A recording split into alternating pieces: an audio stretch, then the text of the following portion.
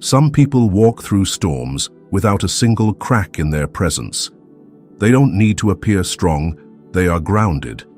Life may collapse, others may offend them, situations may spiral out of control, but they don't. The rest of the world often moves in the opposite direction. A strange look, a harsh word, a failed plan, any of these can trigger a storm of emotion. Anger, anxiety, defensiveness, resistance. We are not living, we are reacting. Carl Jung saw what most people miss. We are not controlled by the world, but by the parts of our unconscious that remain misunderstood and unintegrated. When someone hurts you, it says little about them. What it truly reveals is that there is a wound in you that is still open. Real freedom doesn't come from controlling others or your circumstances. It begins the moment you realize no one and nothing can control you anymore. Not if you're no longer being manipulated by the parts of your soul that remain unexamined. Number 1. The root of control is the unconscious. Most people live their entire lives in a state of reaction.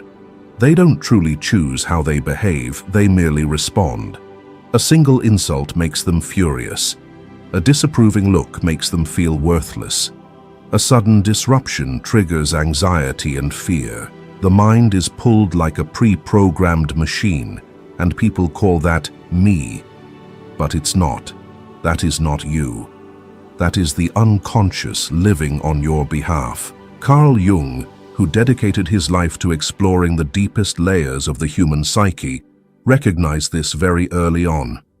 He said, "Until you make the unconscious conscious, it will direct your life and you will call it fate." This means that much of what we believe to be our personality is just a set of reactive patterns, emotional loops embedded in the subconscious, shaped by unresolved experiences, unhealed wounds, and inner images we've rejected or never acknowledged. The outer world does not truly hurt you. It only activates the parts within you that have yet to be brought to light. A person feels hurt and enraged, not because the words spoken were too cruel, but because some part of them believes it might be true. Someone feels wounded by being ignored, not because the action was too harsh, but because deep down they still crave validation. A person crumbles after failure, not because failure is unbearable, but because they have tied their self-worth to outcomes. In other words, the world does not control you. Only the unhealed parts inside you make you vulnerable. This is what Jung called the shadow unconscious part of the psyche that contains everything you don't want to look at: shame, fear, repressed desires, and the emotions you were taught you're not allowed to feel. The shadow doesn't disappear just because you ignore it. It lives in your dreams, in your impulsive behaviors, and in the way you react to others. The more you deny it, the more it controls you from behind the scenes, and when you don't know what's driving you, you mistake it for destiny, for fate, for something beyond your control. The shadow operates quietly but powerfully. It makes you angry without knowing why. It makes you envious, insecure, and desperate for recognition beneath the surface. It leads you to surrender your power to the external world, to people you believe can either validate your worth or diminish it. This is one of the deepest forms of dependency, emotional dependency. And the most alarming part, it is almost entirely unconscious. But Jung didn't point this out to leave us in despair. He offered a solution.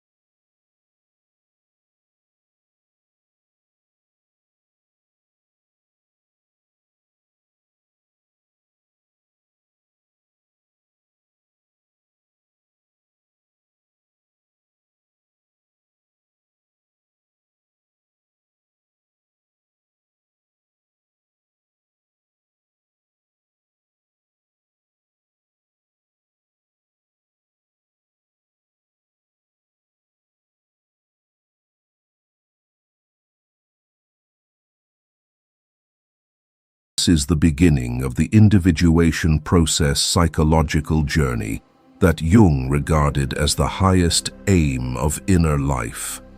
Not to become perfect, but to become whole. Not to erase the shadow, but to live with it consciously. To weave it into your being. One day, when you observe your reactions without being consumed by them, when you see your fear without letting it lead, when you hear an insult and no longer feel shaken when you know you are no longer being controlled. You can stand in chaos and remain calm. You can be rejected and not feel worthless. You can fail and not lose your dignity, because you've stepped out of the victim's role and into that of the observer, the master, the creator of your inner life. Number 2. The shadow and unconscious reactions. In Carl Jung's analytical psychology, the shadow is not something evil or negative as people often assume. It is an essential part of the human psyche, the unconscious container of everything the ego cannot or does not want to acknowledge. This includes emotions deemed inappropriate, repressed memories, denied desires, and even untapped potential. Jung wrote, "The shadow is a moral problem that challenges the whole ego personality. For no one can become conscious of the shadow without considerable moral effort. The shadow is not simply a repository for negative things. It is the part of the psyche that has yet to be brought into the light of consciousness. From early childhood, each of us is shaped by society, parents, religion, or upbringing into a mold of being a good person, a well-behaved child, someone worthy of love. As a result, anything within us that doesn't fit that mold is pushed into the unconscious, hidden, denied, or projected onto others. But when we reject parts of ourselves, they don't disappear. They retreat into the dark and begin to influence how we feel, act, and respond, yet powerfully. This is why Jung believed that if we are not aware of our shadow, it will end up controlling our lives. One of the clearest ways to recognize when the shadow is at work is to observe strong emotional reactions. Emotions, especially intense, sudden, or seemingly irrational responses, are never random. They are direct signals from the unconscious, pointing toward what has yet to be integrated. Take a simple example. Someone insults you, saying you're worthless or not good enough. If you respond with rage, deep hurt, or even emotional collapse, the reaction doesn't stem from the words themselves, but from an existing wound inside you. Maybe you were belittled growing up, constantly compared, or endlessly trying to prove your worth. That comment is simply the key that unlocks the door to unhealed pain. Your reaction isn't wrong, but it does show you. The real issue lies within, not outside. This is the core of shadow, the journey of facing and working with your inner shadow, not to eliminate it, but to integrate it consciously into your being. It is the courageous process of confronting the parts of ourselves we once despised, denied, or feared. It's asking, why did I react like that? What part of me was touched? What deeper feeling is this reaction masking? When you can answer these questions, you don't just understand yourself better, you reclaim your power. Most people don't do this. They blame others. He was too rude. She disrespected me. The world is unfair. But in truth, the same situation might not provoke the same reaction in someone else. Some might ignore it. Some might laugh. Some might not be affected at all. This clearly shows the reaction doesn't lie in the event, it lies in the person. The world is just a mirror. It reflects the parts of us that haven't been integrated. Because reactions happen unconsciously, if we don't observe them, we fall into a cycle. Every time an emotional button is pushed, we react as if programmed. Each time, the shadow gains more control. This is why someone who is an adult in age may still behave like a wounded child, because the shadow is often formed in early life, when we couldn't yet understand or integrate our emotions, and unless there's a mature, conscious effort to intervene, that shadow keeps running much of our lives. Shadow work is not easy. Jung called it a moral problem because it requires us to confront what's uncomfortable. It means admitting we may be envious, selfish, controlling, insecure, even if, on the surface, we appear strong, kind, and successful. But the moment we're brave enough to admit those parts, they stop pulling our strings from the dark. We bring them into the light, and the light of consciousness is always the first step to healing. Importantly, the shadow doesn't just hold what we hate, it also contains forgotten potential. Maybe you were told you weren't smart enough, not creative enough, not worthy of love, or shouldn't dream too big. These beliefs too live in the shadow. And when you work with them, you begin to reclaim power that was buried long ago. Shadow work isn't just about facing fear, it's about restoring lost energy and reconnecting with your most authentic self. When you begin to observe your reactions with honesty and awareness, you start to realize no one can truly insult you unless you already carry self-doubt within. No one can truly hurt you unless you still define your worth through their eyes. And no one can control your emotions unless you unconsciously give them that power. The shadow is not your enemy. It is simply the part of you you've never looked.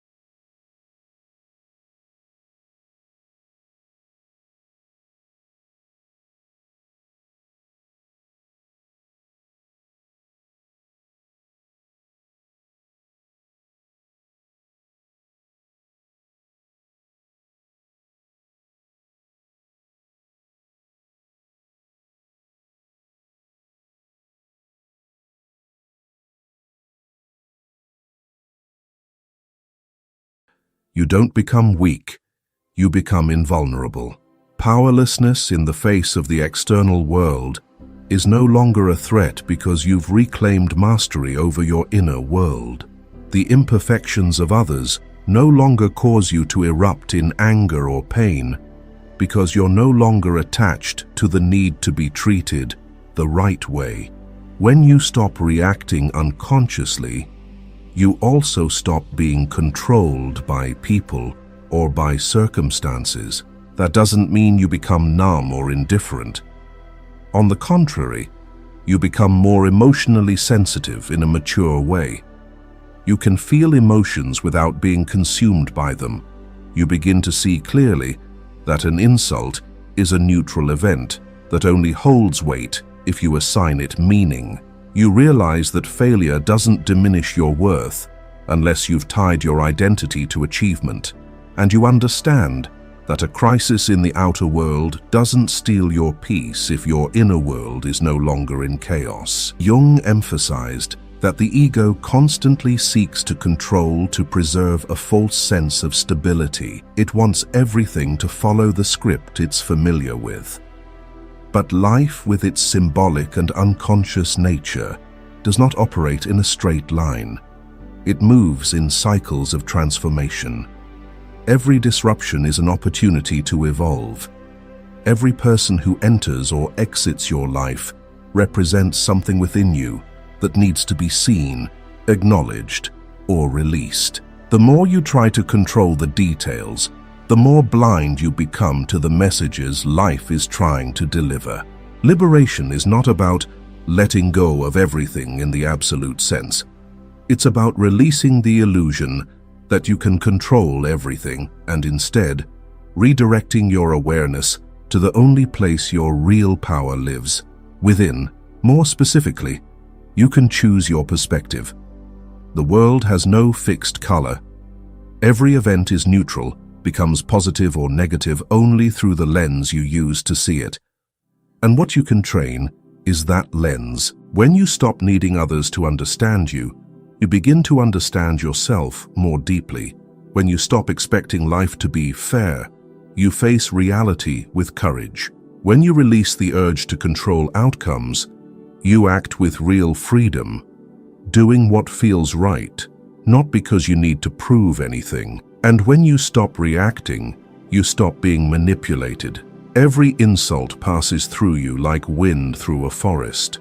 The actions of others no longer dictate your emotional state, and in that moment, you no longer need to control the world because you've already mastered yourself. This is not idealistic theory or vague philosophy.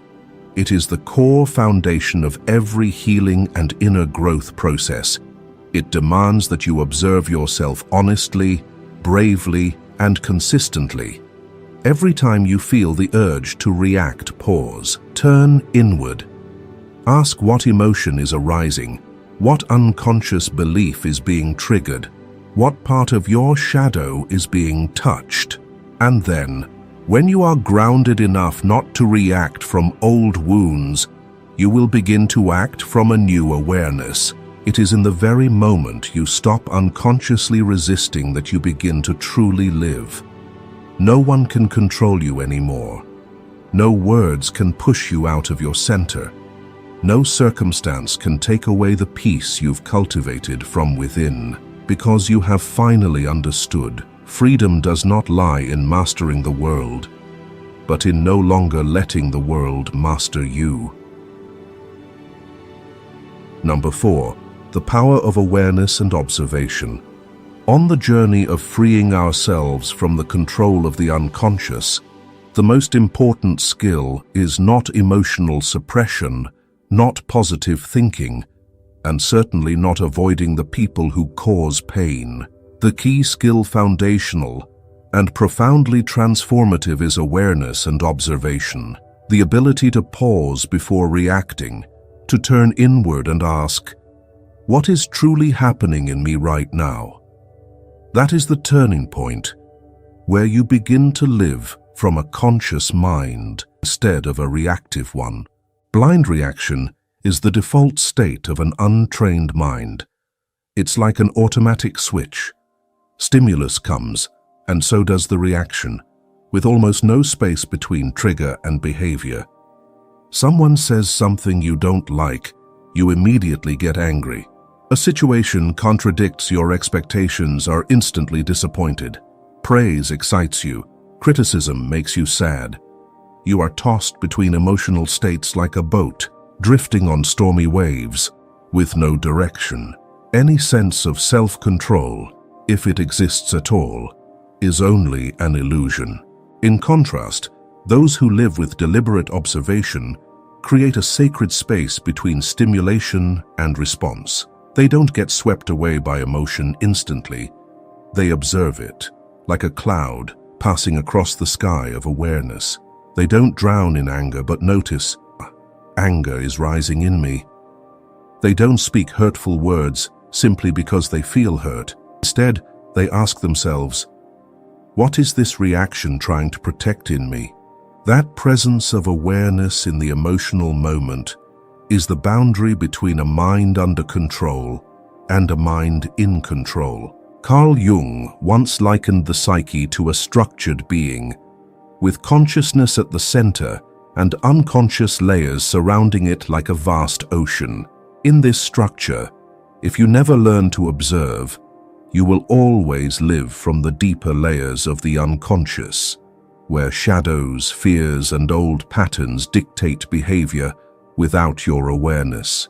But if you're willing to pause, to shine the light of awareness onto yourself, you begin to do what Jung called the individuation process of realizing your truest self.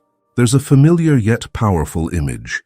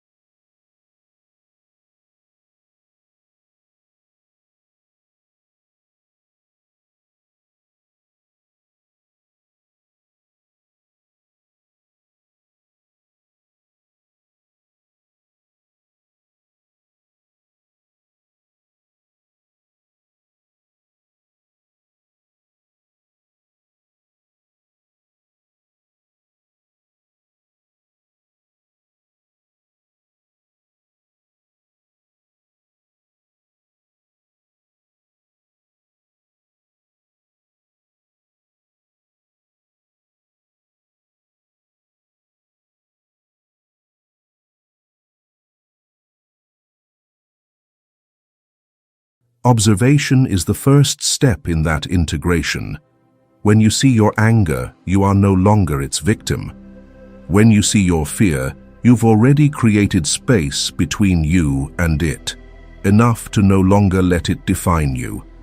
And when you see old reactions rising, you can, in that small inner stillness, choose a different path. That is true freedom, not the ability to control the world, but the ability to no longer be pulled by the unconscious within you. Number 5. Practice and application. We've talked at length about awareness, observation, and the shadow. But if we stop at understanding alone, transformation won't happen. Awareness is the beginning, but intentional action is the path. Jung didn't write a theory to lead us into a maze of concepts. He offered a psychological map to guide us into real inner work. And on that path, practice is the key that moves you from being controlled to being in control. To stop being a puppet of your emotions, you need 3 solid pillars of practice: mindfulness, cognitive reframing, and conscious emotional contact. These aren't substitutes for one another. They work together, supporting your step-by-step shift from identifying with the fragile ego to building a stable inner foundation. 1. Mindfulness, returning to the present moment to stop being pulled away. Mindfulness is not some advanced technique reserved for monks or meditation masters. It is a simple yet profoundly powerful ability to remain fully present with the current moment without judgment. The goal of mindfulness is not to eliminate negative emotions, but to recognize when emotions begin to arise before they sweep you away. For example, you're working, and the project deadline is approaching. A colleague casually throws out a dismissive remark. If you keep doing it that way, it'll probably be late again. If you're not conscious in that moment, your immediate reaction might be anger, silent resentment that lasts the whole day, or a rushed attempt to defend your ego. But if you're mindful, you'll feel the anger rising like a wave, and you'll simply observe. You'll notice, anger is arriving. My heart is beating faster. My chest feels hot. And then you don't need to act right away. You pause. That pause is what changes everything. When you don't react instantly, you regain your power. You can choose to stay silent, smile, calmly ask for clarification, or even walk away. You act from inner freedom, not from a wound. To cultivate mindfulness, you don't need to begin with long meditation sessions. Start with very simple things. Brush your teeth with awareness, eat and only eat, and walk and truly feel each step. And while in conversation, let part of your mind gently observe yourself. Am I tensing up or relaxing? Am I listening or am I preparing to argue? Every time you catch yourself falling into reaction, that is a small victory for consciousness. 2. Cognitive reframing. Don't change the event. You change the way you see it. It's not the event itself that causes us suffering, but how we think about it. This is not a slogan. It's the foundational principle of modern cognitive awareness. And Jung, with his famous quote, "It all depends on how we look at things, and not how they are in themselves," laid the groundwork for this understanding long ago. A real-life example. You're rejected after a job interview. The egoic mind immediately spins a story. I'm not good enough. They didn't value me. I'm a failure. These thoughts generate prolonged negative emotions, disappointment, insecurity, and anxiety.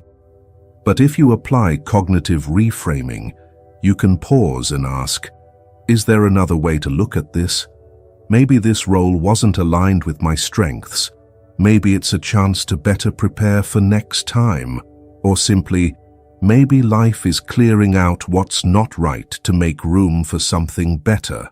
When you change the story, you change the emotion. And when you change the emotion, you change the next action. Instead of spiraling downward, you learn. Instead of withdrawing, you prepare. The point isn't to sugarcoat reality. It's to choose a perspective that nourishes you, instead of harming you from within. Cognitive reframing is a practice you can apply daily. When someone irritates you, instead of labeling them as toxic, ask, what part of me are they reflecting? When you feel like you're not enough, ask, is this a fact or just an old belief I've never questioned? Every powerful question is a step back from identifying with the wounded ego. 3. Conscious emotional contact and avoid or control, just feel. We often have two automatic responses to uncomfortable emotions.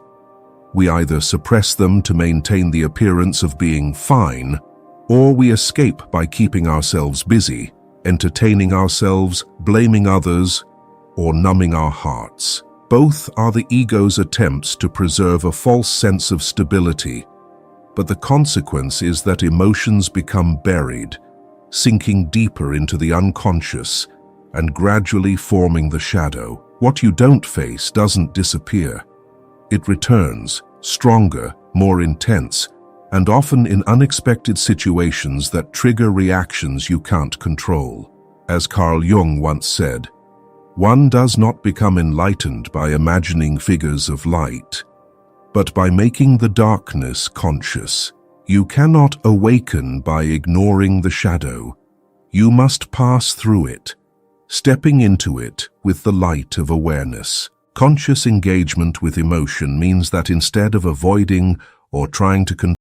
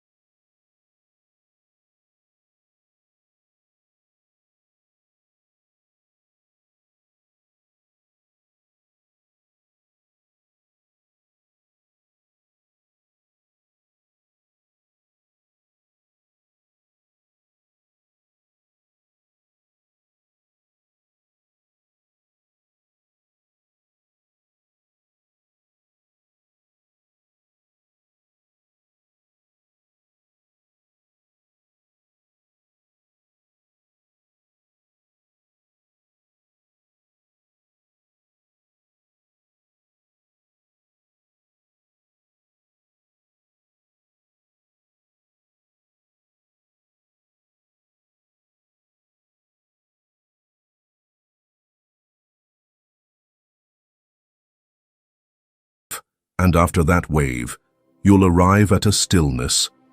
Not the stillness of emptiness, but the stillness of having understood yourself a little more deeply. Consciously engaging with your emotions is a vital step in the journey of integrating the shadow. When you can sit with yourself in your most vulnerable states, you no longer fear yourself. And once you no longer fear yourself, you no longer fear the world. The power of disidentifying from the fragile ego. You are not the story. You are the one writing it. All the tools mentioned above ultimately lead to one common destination: detachment from identification with the fragile ego. The ego is the part of us that always wants to be right, to be acknowledged, to be in control. But it is also the most fragile, most easily hurt, and most reactive part of us. Every time you fully believe the story the ego tells, I've been insulted, I'm unloved, I'm the victim, is a time you've handed over your freedom.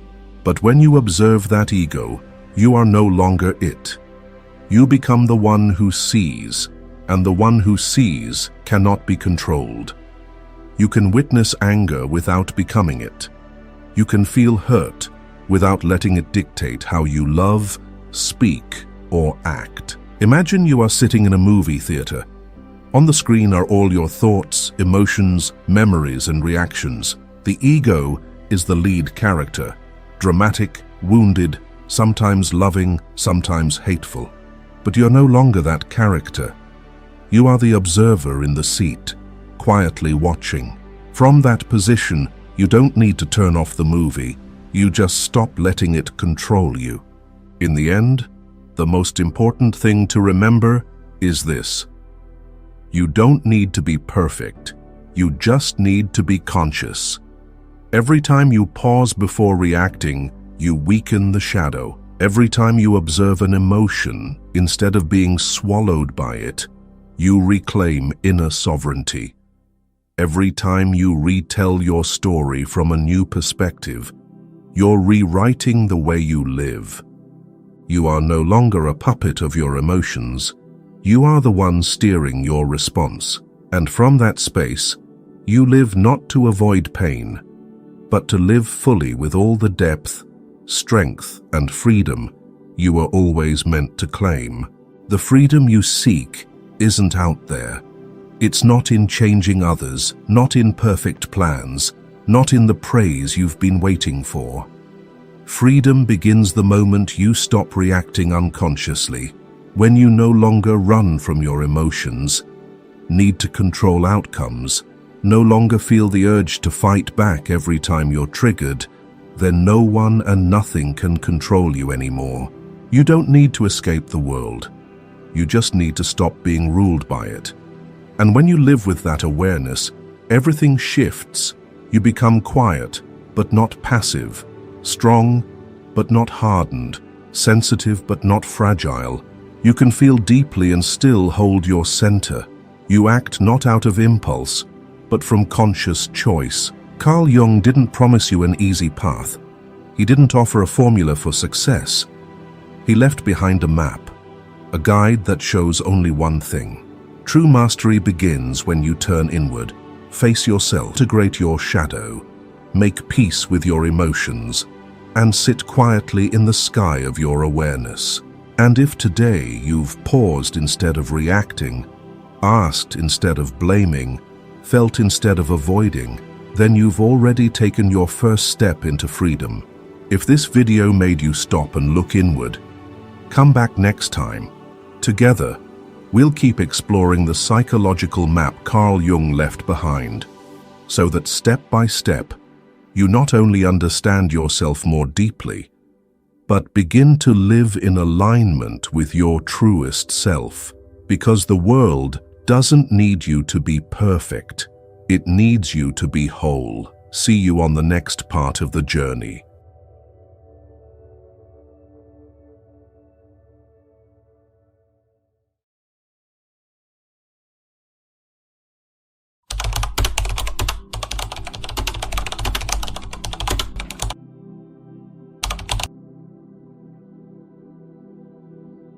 Have you ever wondered why, in the same chaotic world, some people are constantly tense, exhausted, entangled in countless troubles, while others walk lightly, calmly, as if nothing could disturb them?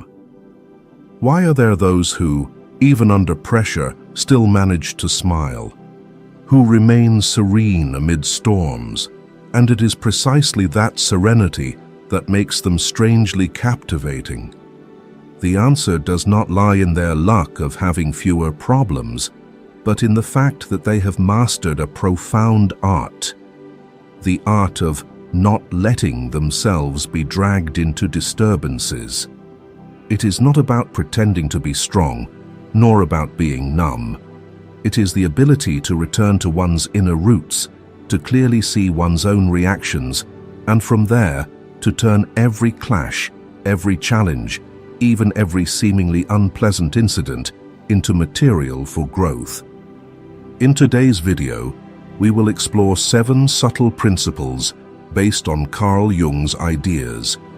Principles that can help you act as if nothing bothers you, not by avoiding reality, but by transforming reality itself into the foundation for your freedom, strength, and resilience. Are you ready to embark on this journey? Number 1. Understand the root.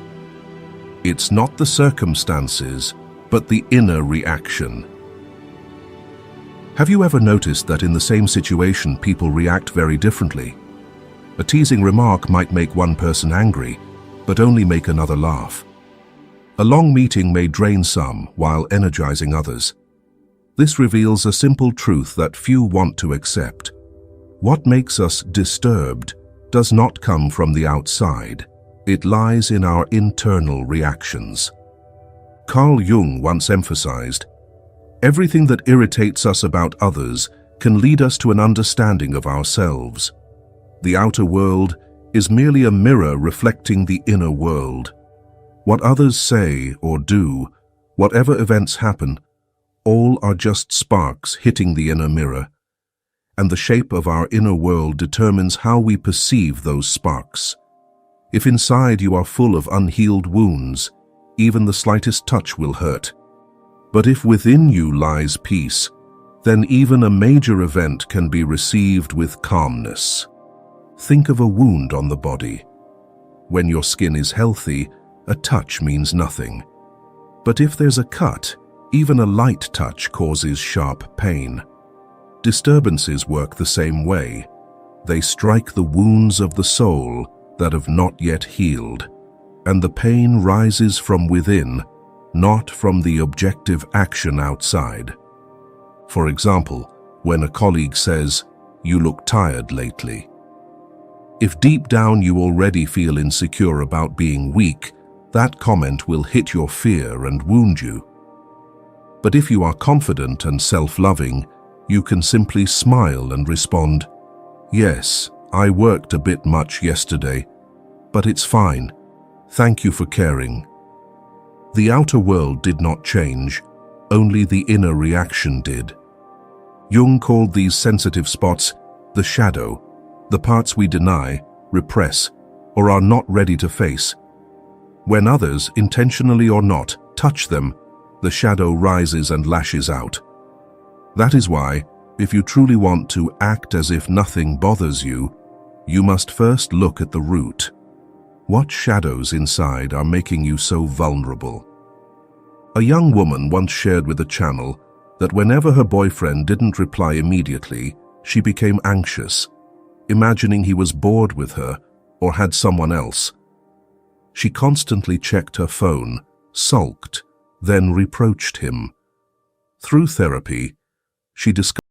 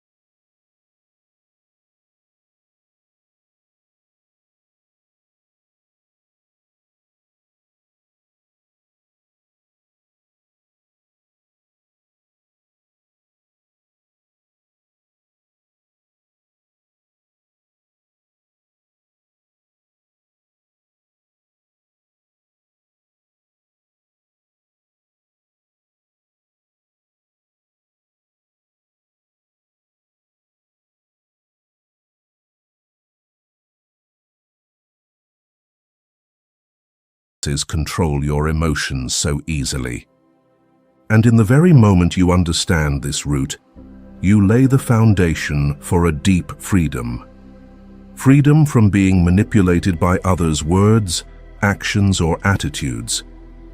Freedom to choose your reaction instead of being ruled by the unconscious shadow. Number 2, observe emotions instead of reacting immediately. Understanding that disturbances come not from circumstances, but from inner reactions, is not enough. Because even if you know that irritation comes from your shadow, instincts may still push you to snap back, argue, or escape. So what's the next step? Learning to observe emotions instead of reacting immediately. Carl Jung once wrote, "Until you make the unconscious conscious, It will direct your life and you will call it fate. If you cannot see and name your emotions, they will control you from the shadows. But with just one pause, 1 second of observation, you step out of that unconscious control. Think back to the last time you were angry. Perhaps in the morning, stuck in traffic, someone cut you off. Immediately your blood boiled, your heart raced, your grip on the wheel tightened.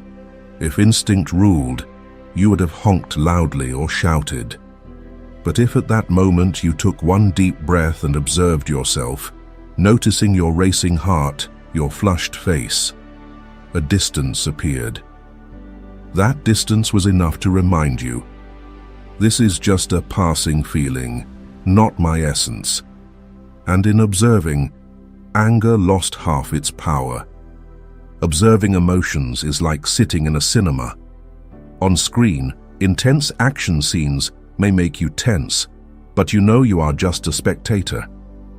In real life, we often forget this and fully enter the role whenever emotions arise, leading us from angry words to regrettable actions.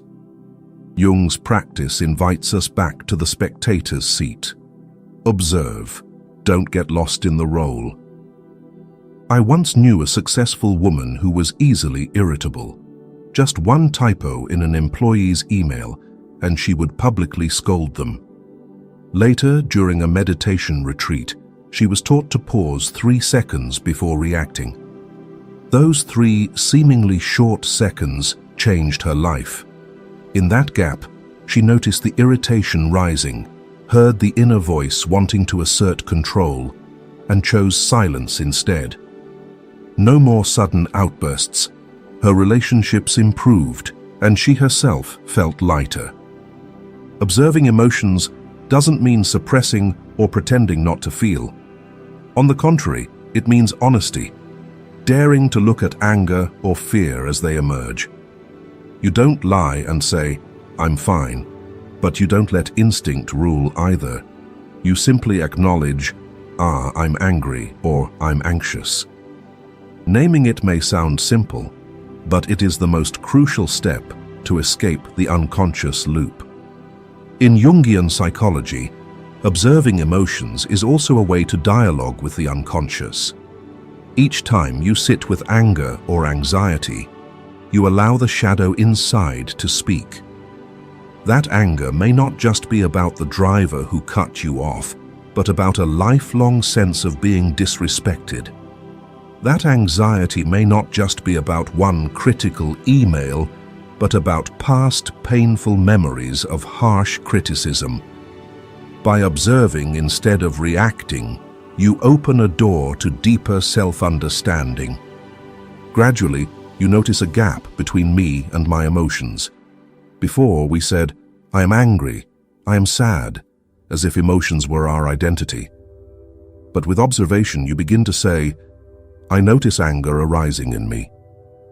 This subtle shift brings immense freedom. You are no longer a slave to emotions. You are their witness.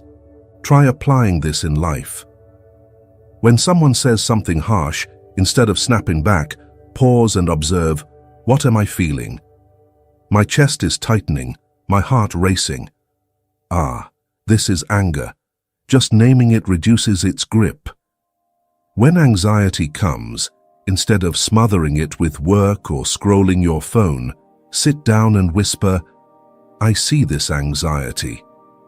Just that, and it softens. Over time, you will transform. Things that once provoked anger or sadness will lose their hold. People remain the same, the world remains the same, but you have changed. And it is this change that allows you to act as if nothing bothers you, not because life is easier, but because you know how to observe and master your reactions. Once you've learned to observe instead of react, you begin to build an inner safe space. But for that safety to become enduring strength, you need another element: silence. And that is the journey we will explore in the next part. How many people, out of 100, Do you think truly pause to observe their emotions before reacting, instead of letting instinct take over? Share your guess in the comments, and let's see what others think. Number 3. Nurture inner silence. Once you know how to pause to observe emotions, you realize observation alone is not enough. Like someone standing on the shore watching a raging river without solid ground to anchor, they can still be swept away. That solid ground is inner silence, returning to breath, stillness, and presence in the body. It is this silence that lets you truly act as if nothing bothers you. Carl Jung believed, "In all chaos there is a cosmos, in all disorder a secret order."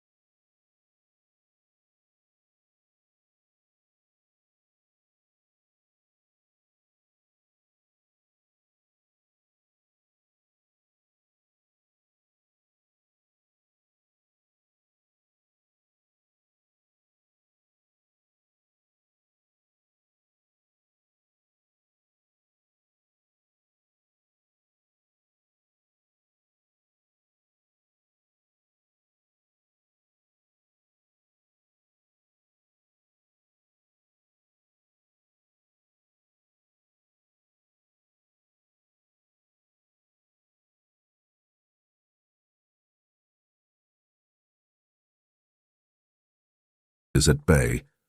Nurturing inner silence is also a way to reconnect with the body. Many live all day in their heads, thinking, calculating, worrying, forgetting the body is the safest anchor. When you focus on breath or feel your feet on the ground, you return to the present. In the present, there is no past to regret, no future to fear, only life unfolding. At first, practicing silence may be hard. The mind races, you feel you're wasting time. But with patience, your silence muscle strengthens. One day, just a few breaths will restore peace even in tense situations. Interestingly, silence doesn't make you cold, it makes you more present. In silence, you listen deeply, empathize more. You don't need to prove anything, and this quietness makes others feel safe, even mysteriously drawn to you. Many think power lies in loud words or bold actions, but often the most respected strength is silence.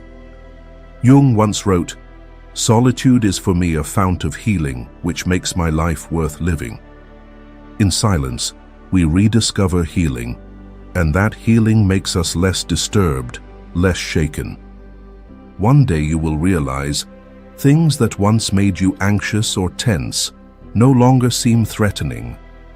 You don't need quick reactions because you have a place to return to, your inner silence. And that silence becomes the foundation for acting as if nothing bothers you.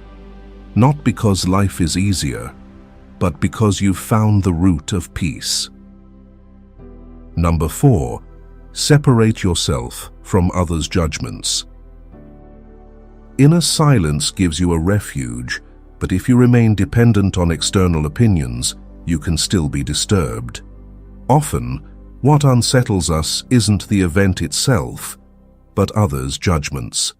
To truly act as if nothing bothers you, you must take one more step.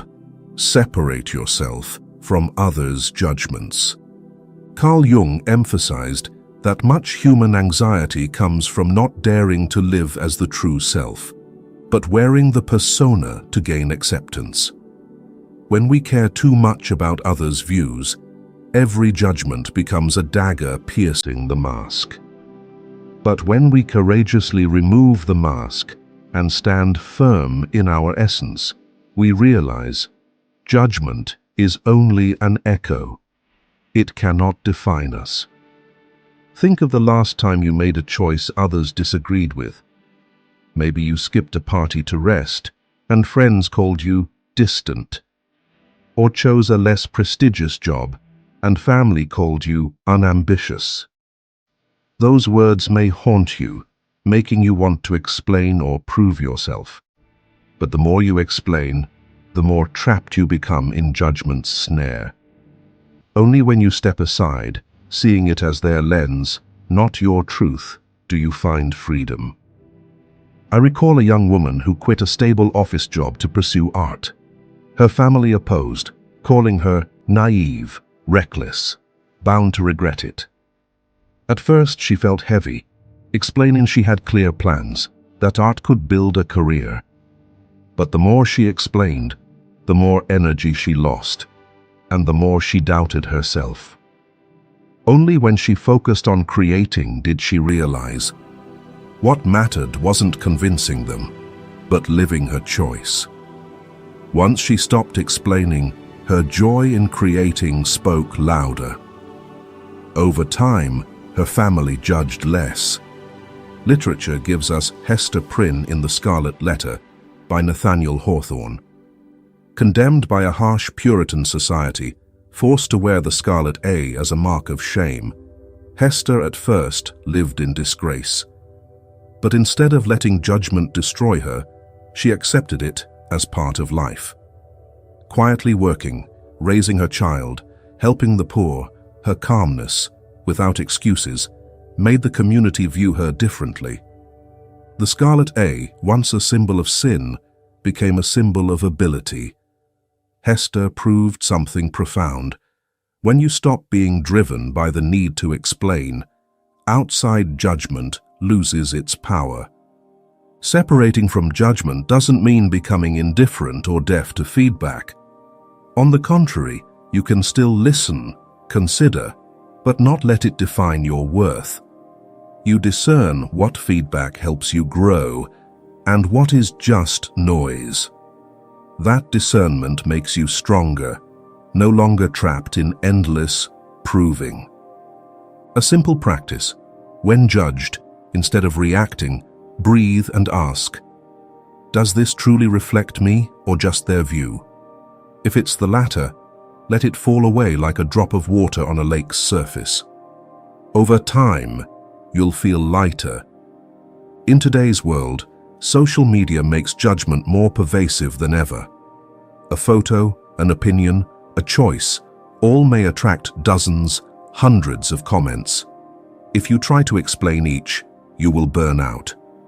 But if you learn to let go, focusing only on living authentically, judgment becomes just passing wind. Carl Jung once said, "The privilege of a lifetime is to become who you truly are." To achieve that, you must free yourself from judgment's weight. Only when you no longer need to explain do you enter true freedom, the freedom that allows you to act as if nothing and no one can disturb you.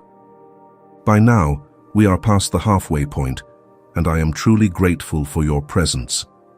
Before we continue, pause, breathe deeply, and remind yourself, your worth does not lie in others' eyes. If this resonates with you, I invite you to leave one word in the comments: freedom.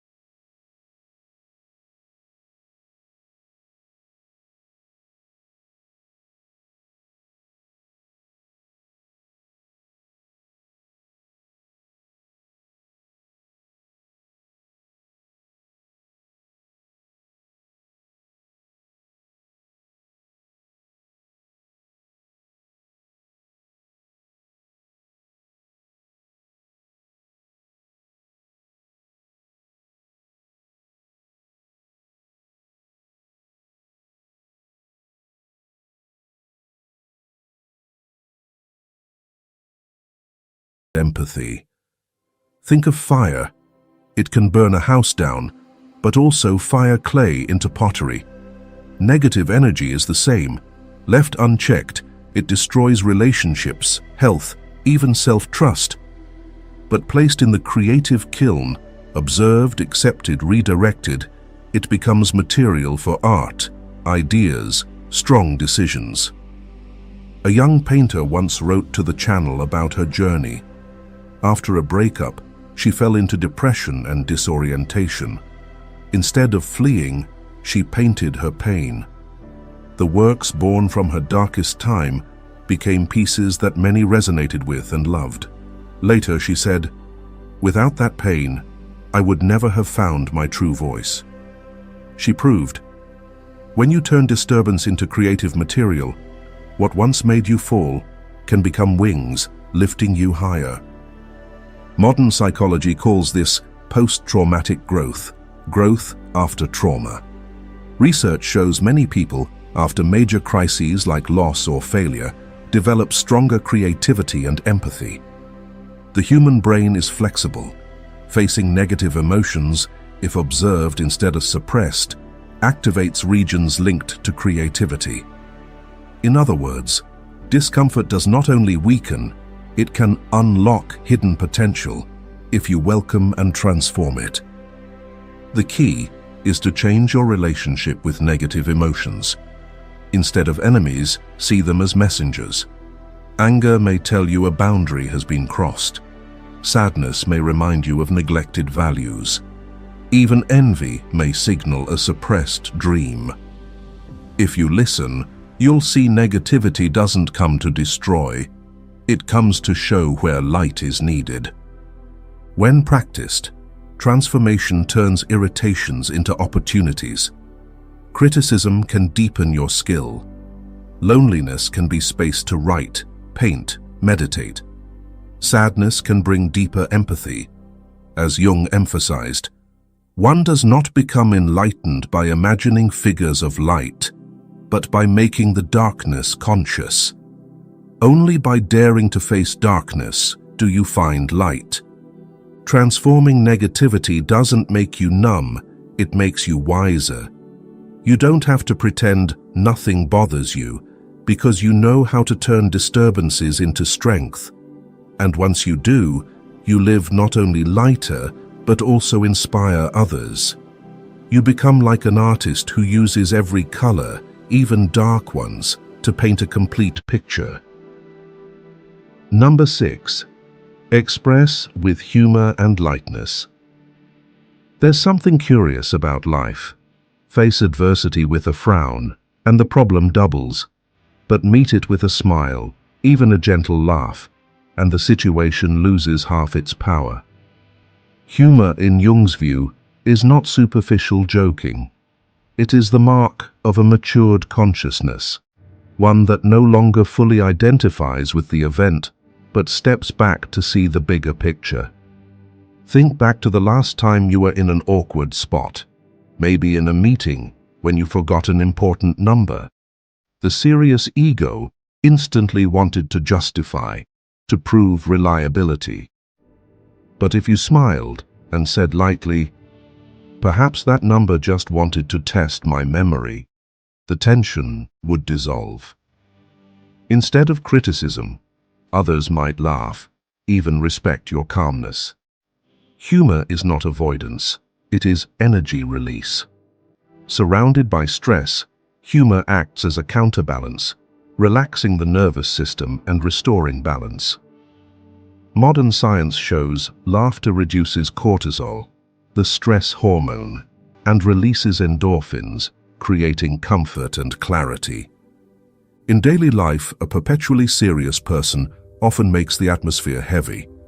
Every remark, every small mistake becomes a big wound. In contrast, someone with humor easily turns difficulties into connections. When colleagues err, they don't scold, they add lightness so all can learn. When they stumble, they laugh, then move on. The serious ego shatters on impact, but humor is a cushion, softening every blow. I knew a woman in customer service, constantly facing complaints. At first, she came home drained, but then she learned to respond with humor. When a customer said, "Your service is terrible," instead of defending, she smiled.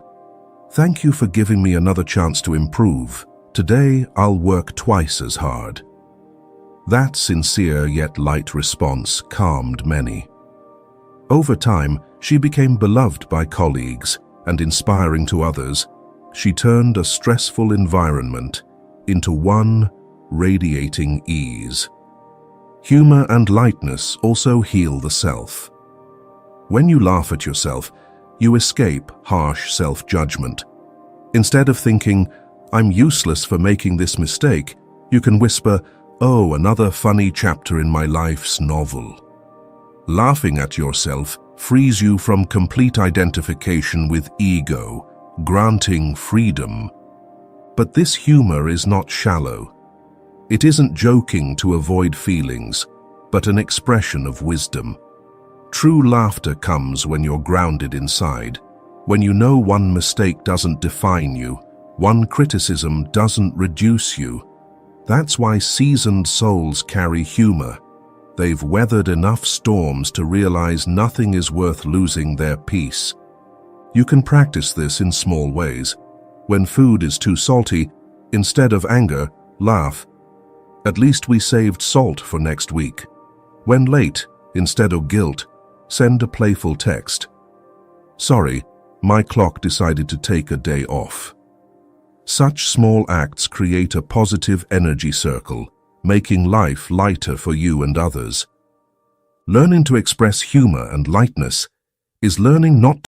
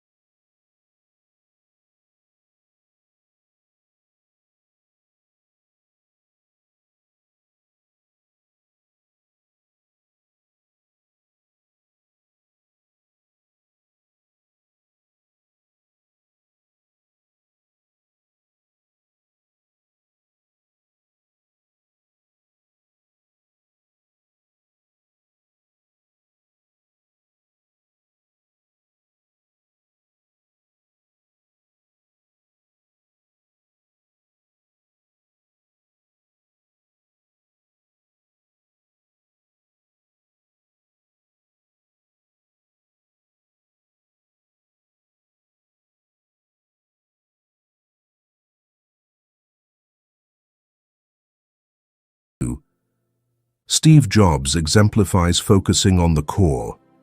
In his final years, he said awareness of death taught him life's greatest lesson. Don't waste time living someone else's life. Jobs was criticized for perfectionism and pressure, but he never got lost in trivialities. Every decision, every ounce of energy revolved around one core, creating products that transformed human connection. By holding that lighthouse, he turned Apple from a garage startup into a global icon. Focusing on what matters isn't about doing more, it's about letting go. Jung noted, "The creation of something new is not accomplished by the intellect, but by the play instinct acting from inner necessity. The creative mind plays with the objects it loves. Creation, growth, and peace don't come from cramming more into life, but from choosing, letting inner necessity lead. Simplicity isn't poverty, it's choice.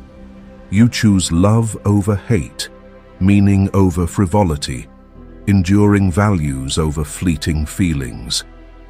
Only when you dare to let go do you make space for what matters most." In practice, this begins with small choices. In conflict, instead of fighting to win, ask, "Do I want to keep my ego or this relationship?" At work, instead of checking your phone constantly, focus 1 to 2 hours on your most important task. Everything else follows. When life offers many paths, choose the one where your heart is present. That's how disturbances lose their hold.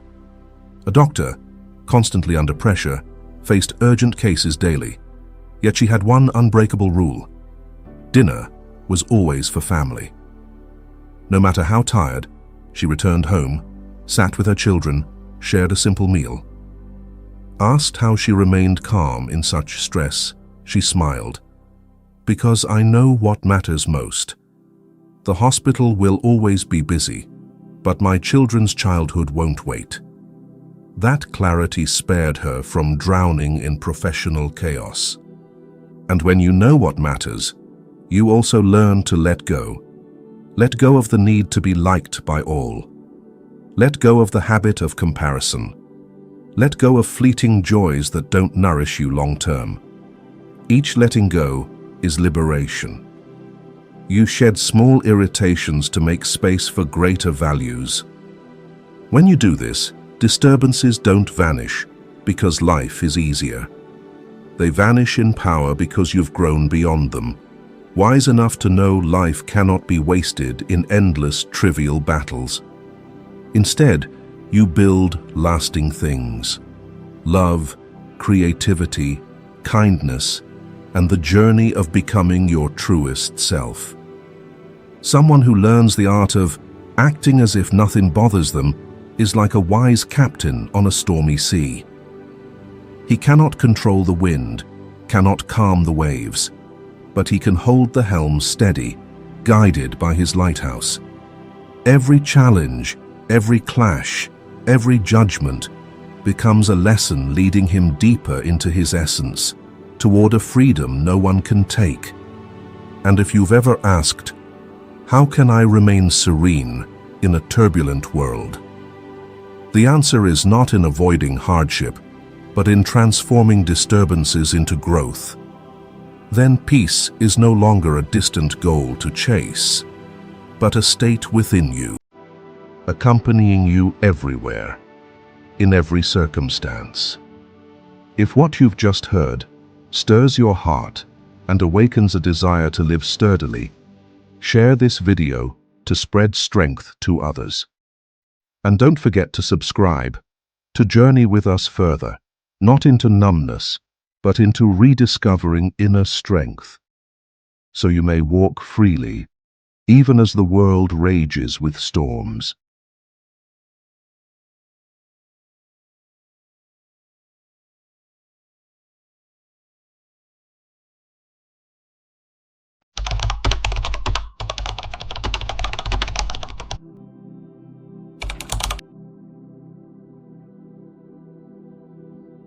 Some individuals carry an inexplicable magnetism.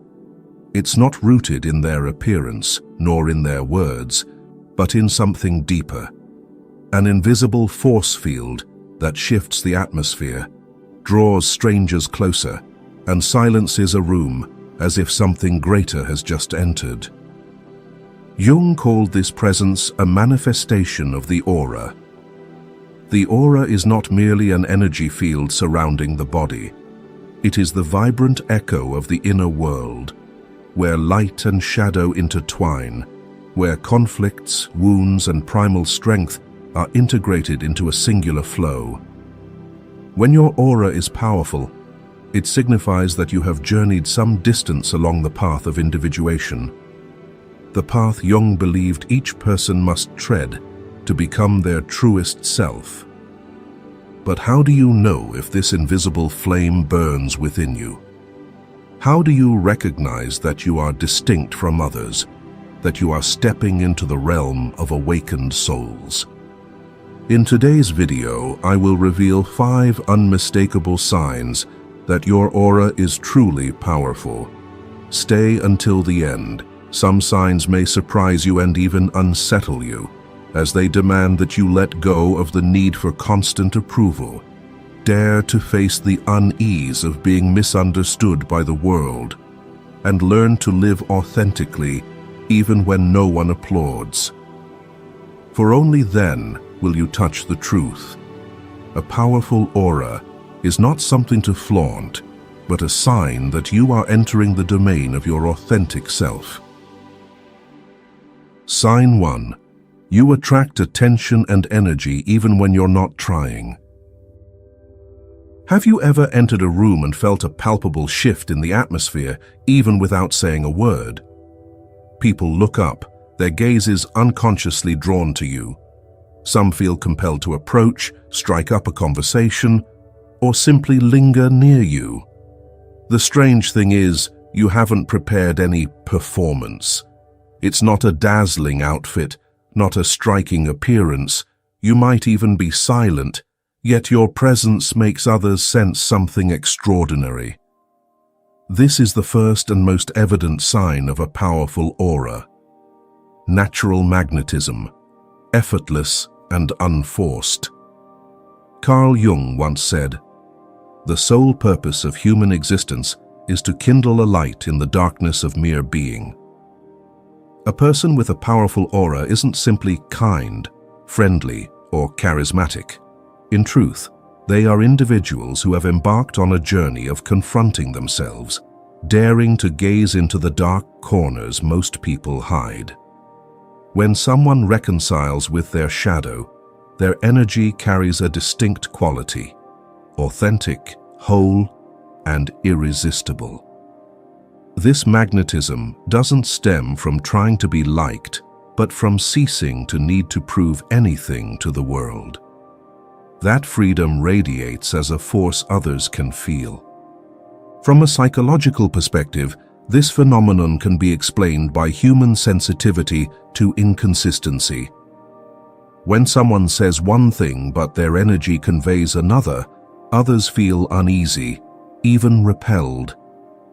Conversely, when an individual is aligned, when their thoughts, feelings, and expressions are in harmony, they emit a signal that others' brains instantly recognize.